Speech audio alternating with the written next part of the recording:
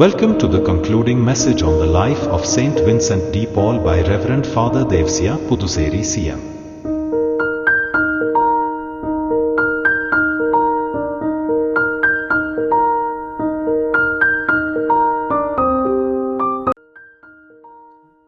Holy Spirit, Amen.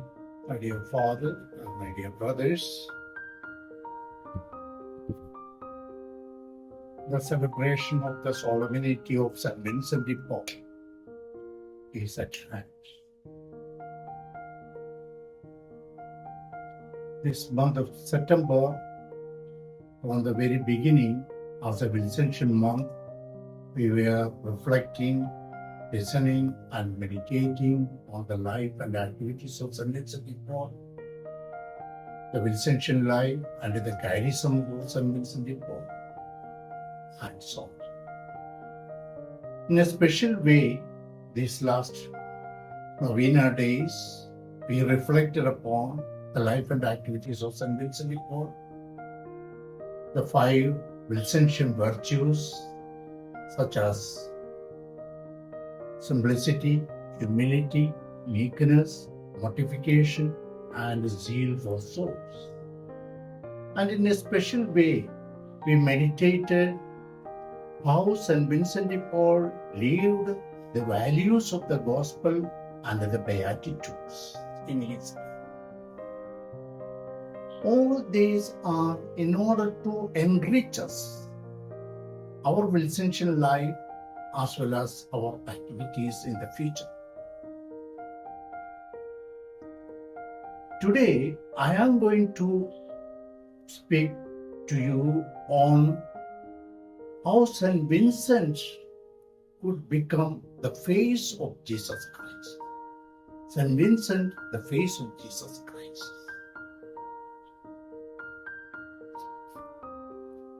I make use of 2 topics for this.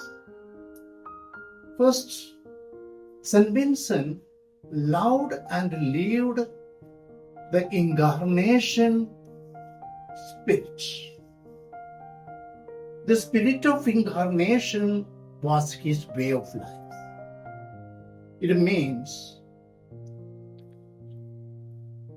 he understood the life of Jesus as a man. He was man in everything except sin.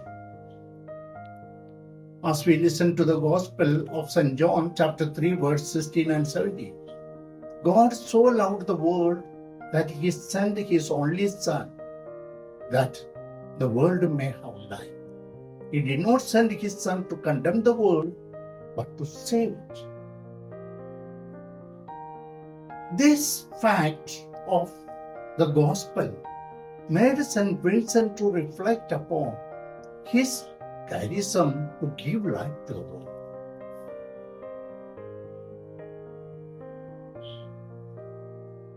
St. Vincent de Paul,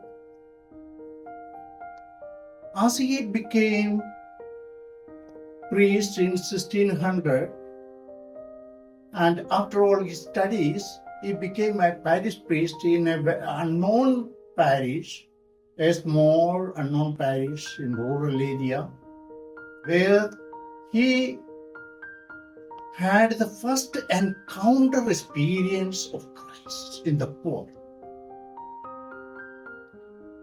He encountered the poor as they are materially poor as well as spiritually poor. The utter poverty the people experienced in their life. They had no food, no clothes, and no need for the necessary things. They were under the oppression of the landlords of that time. And because of that, St. Vincent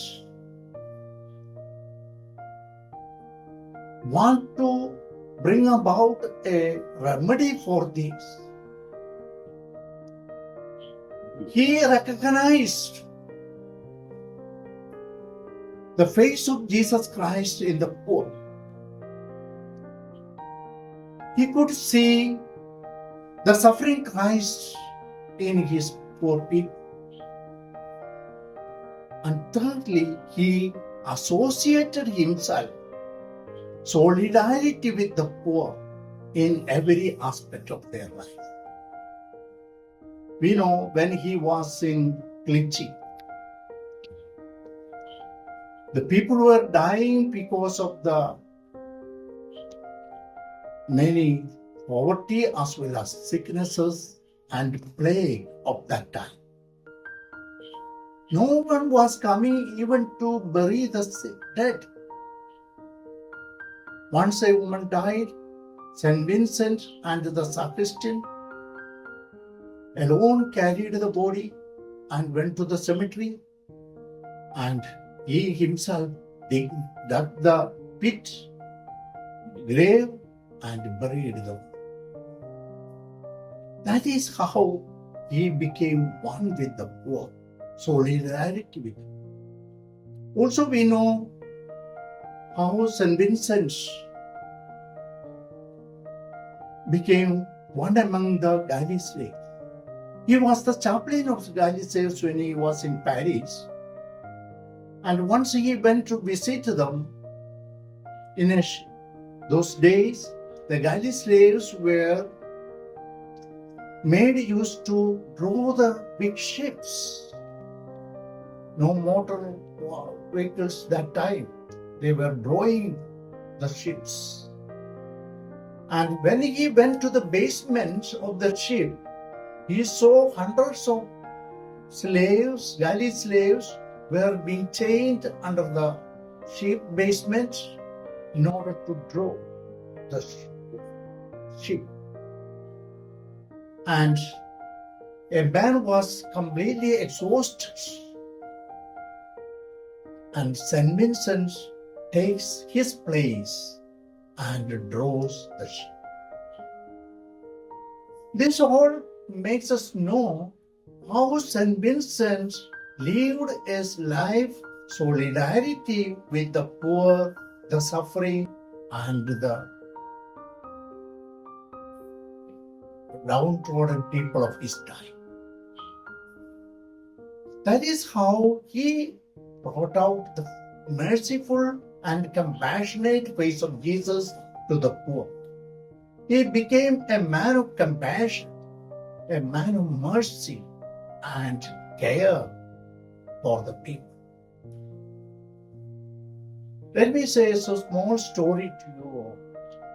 Once there was a man whose name was Santosh.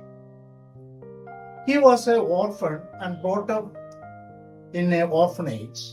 But when he became a young man, he learned stitching and tailoring and took up a job for himself and earned his livelihood. He did not get married or anything, but he was living a single life. But every month, at the end of the month, he used to go to his orphanage where he lived and grew and used to take up the boys and girls of that time to an outing. He takes them to a river to give them bath, and he gives them, say, play materials and so on to play with them. And he gives them a new dress. And finally, he takes them to a hotel and he gives them a good meal. That was his usual custom. Once in a Christmas time, when he took these boys and girls, and as he used to do, he gave them new dress, play materials and everything. And finally, he brought them to the hotel to give them a good meal. And he served them, everyone, good meal.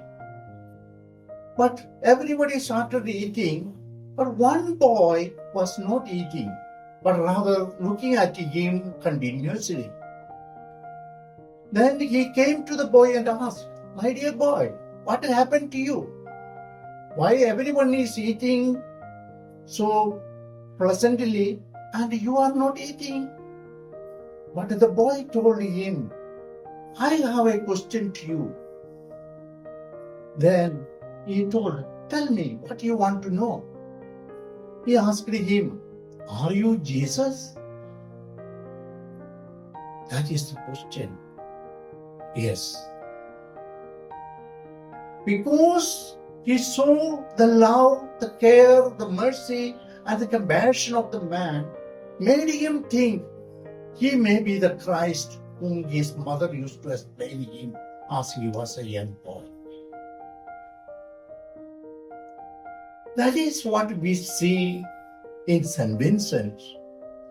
The people started looking at him and admiring him, his compassion and mercy, seeing the face of Jesus. The second topic we see how St. Vincent lived his life integrating the IQ, EQ, and SQ. The intellectual quotient, emotional quotient, and the spiritual quotient. These are the qualities of St. Vincent by which he lived a life of compassion and life of mercy. We see St. Vincent as an intellectual quotient because after his ordination, he goes to Toulouse, where he had the theological studies as well as the law. It is after that he returns in 1615 when he becomes the parish priest of a remote parish, where, as I said, he encountered the poverty of the people, both spiritual and material poverty. His intellectual quotient helped him and made him to realize, to seek for a remedy for this.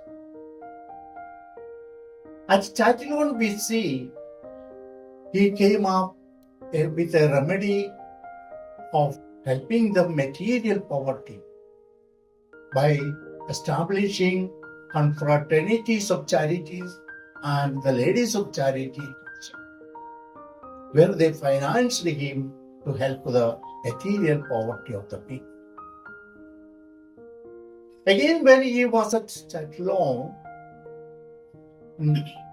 we find Madame de Gondi comes forward to finance him to take up the mission in order to remedy the spiritual poverty of the people. He conducted the popular mission with the help of many priests of that time. And he came to know how effective it was. He led them to confession, annual confessions, and led them to a new spiritual life in their life. All these are taking place because of his intellectual quotient, finding out means and ways to remedy the situation. And when we come to the emotional quotient, he was a man full of empathy for the people. He goes to the people. He is able to understand their life situations and to help them in feel compassion for them and care their life. His compassionate life, his emotional life, made them feel that he is for them. He became one with them. That is what we see, how he would begin to establish the congregation of the mission and the Daughters of Charity in order to remedy both the material and spiritual needs of the people. The spiritual needs of the people he met through the popular missions and helping them, all people, to catechize them and to evangelize them and made them realize the need of confession and spiritual life, the life of prayer and so on. And that is the beginning of the congregation of the mission in 1625, as we celebrated the January 25th at the day of the foundation day, the conversion.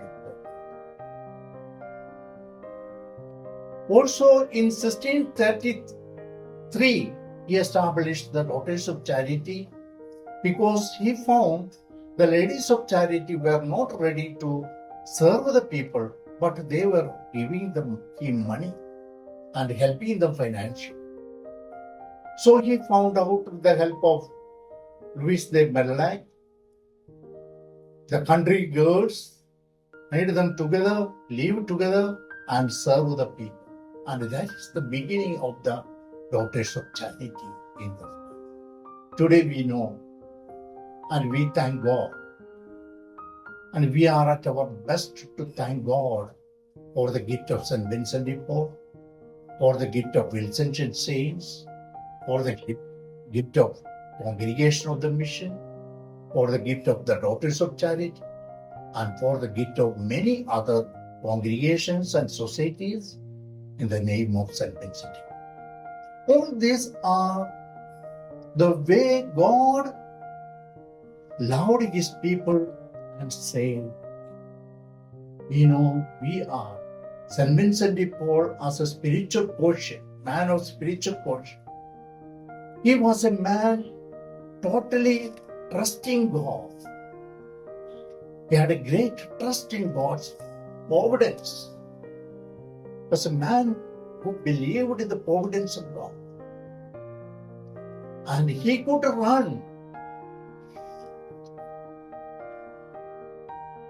all this, the congregation of the mission, Daughters of Charity, and the confraternities of charities, and the ladies of charity, and so many other involvements at the same time because of his spiritual quotient integrated in IQ, in EQ, and SQ.